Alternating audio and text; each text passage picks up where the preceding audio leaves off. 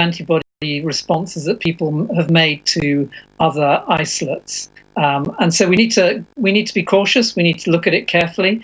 But I think there's no reason to panic at this stage.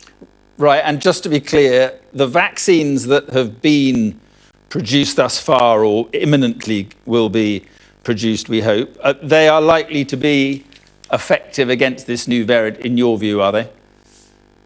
We think they're likely, but we cannot guarantee that. And so that's something that people will be looking at in the days to come. And will this affect the trials you're doing? I mean, how will this impact on the trials going on? Well, I think everybody will be looking to see what the profile is of this particular virus. But, we've seen events like this previously with strains going up and people worrying whether the vaccine would work against it, and that's not been the case. Now, that still may occur at some point, but I think we'll see these type of events continuing to occur over time. And that means we need to remain vigilant and remain prepared that if we need to, the vaccines might need to be changed. And we've heard that there are variants overseas in different countries. Is this likely to have come in from overseas, or could it equally have emerged here somewhere?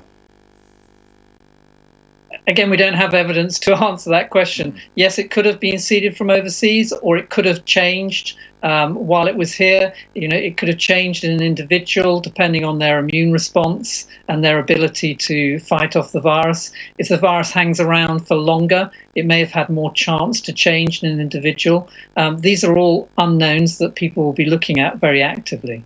And so it's unlikely to impact the approval of or the rollout of the current batch of vaccines?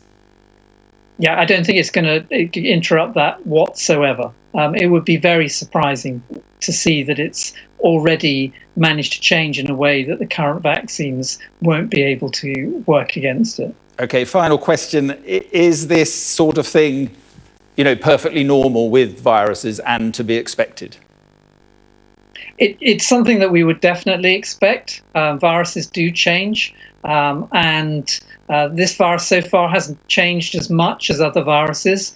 It is something that needs to be monitored very carefully, and that monitoring is being done. I mean, that's why we've picked up this change in this particular isolate that's in London at the moment. I'm sure we'll see additional changes. And if any of those changes do result in a profile that changes the potential efficacy of a vaccine, people will be on it very quickly. Okay. Robin Shattuck, we appreciate your time once again. Thanks very much.